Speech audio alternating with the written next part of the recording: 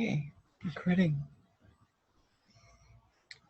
So this morning I would like to speak about the first principle of emotional transmutation. It's very simple words, and as those words are contemplated, you'll find many aspects to them.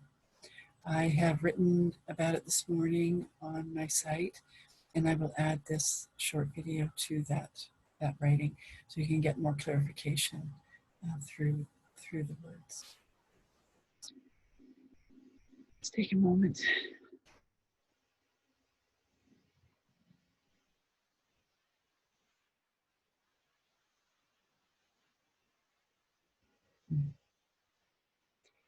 So the first principle is feel what you feel with love or forgiveness or gratitude or all three.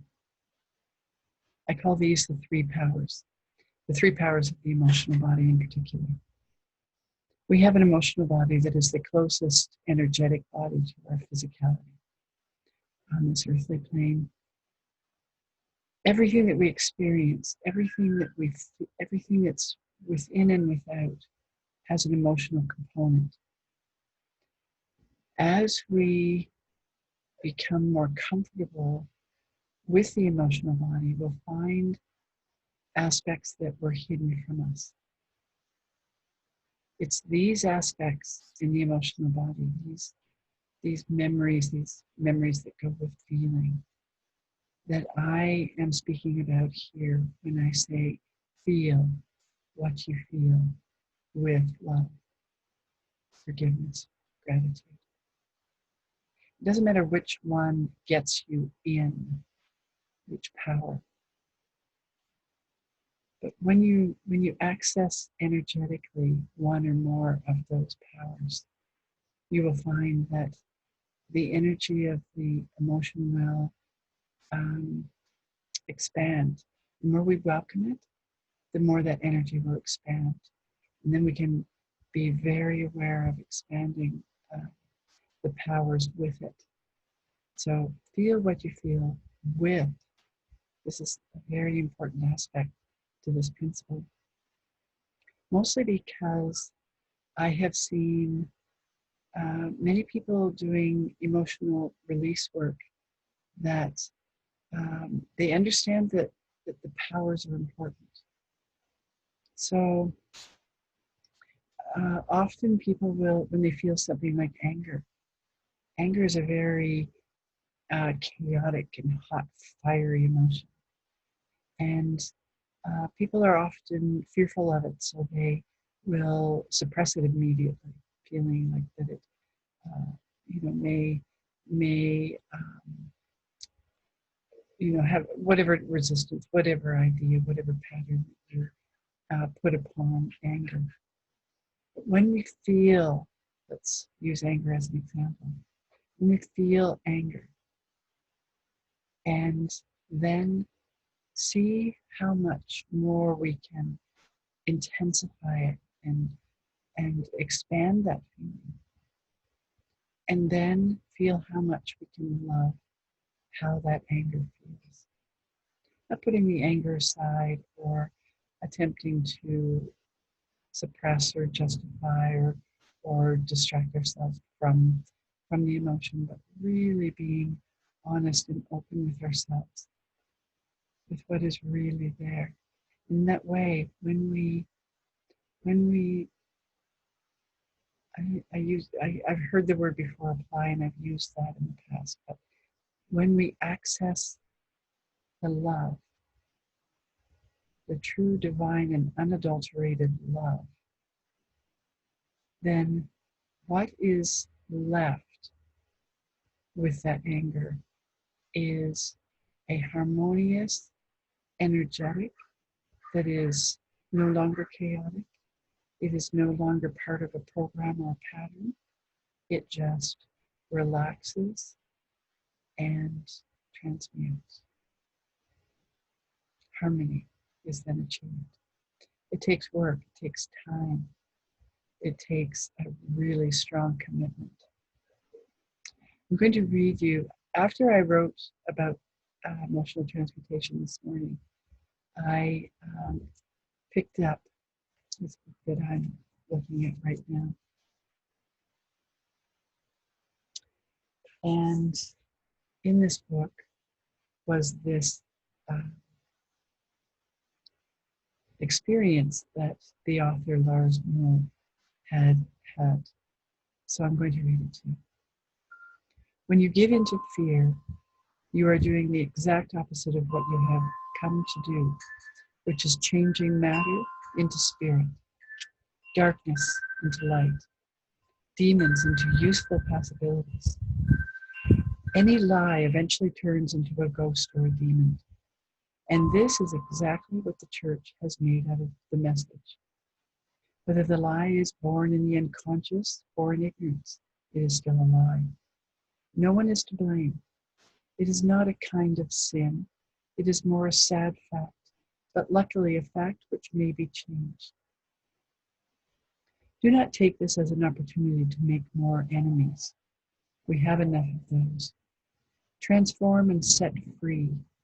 You may experience the journey you're about to take as a journey through yet more pictures and apparently new illusions.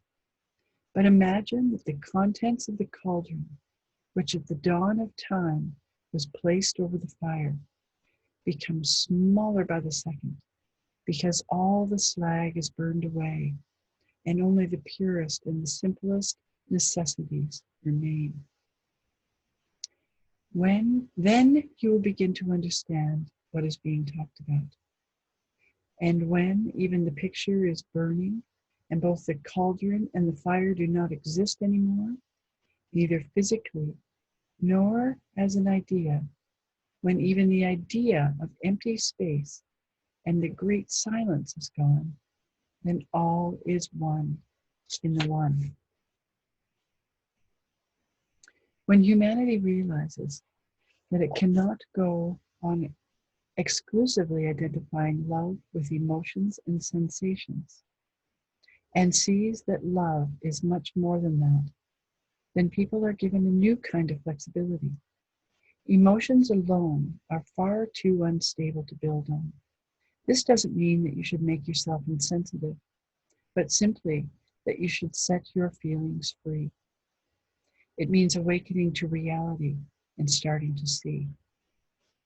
There are more and more so-called clairvoyant people advertising and swindling just because they are able to look into the sub-astral mess. But that doesn't move anything and has got nothing to do with real freedom. Instead, humanity is caught up in new ideas and illusions that form the basis for new churches, hierarchies, and careers, which become a repetition of the old and well-known institutions which were the cause of your wish to be free to begin with. One doesn't make the lie less of a lie by calling it the truth. A dirty mind doesn't become clean by putting on a clean coat. Words are easy. Attitude and action mean change. The responsibility for yourself is yours and yours alone. No sage or seer can take it upon themselves. There are no shortcuts, and all roads lead through what limited man sees or could, I'm going to interject here, she says sees as hell, but I'm going to say sees as through the lens of resistance. That is why people do not want to take it upon themselves, but project it onto a guru or another human being or their surroundings. When it comes down to it, there may be only one out of a million who really has the courage to free him or herself and take on responsibility for him or herself. I feel that the numbers are much, since this book was written, and this inner vision that Lars had of the Magdalene. I feel that in this 2020 dawning of the age of Aquarius, we are much more in numbers. The people that are really um, accessing and digging really deeply into their own consciousness for the freedom not only of themselves, but their DNA ancestry, both backward and forward, and eventually for all beings that inhabit the earth. And beyond that, of course, all beings um, that reside in the third dimensional reality will resonate. Um, I feel that's where I will end this for now.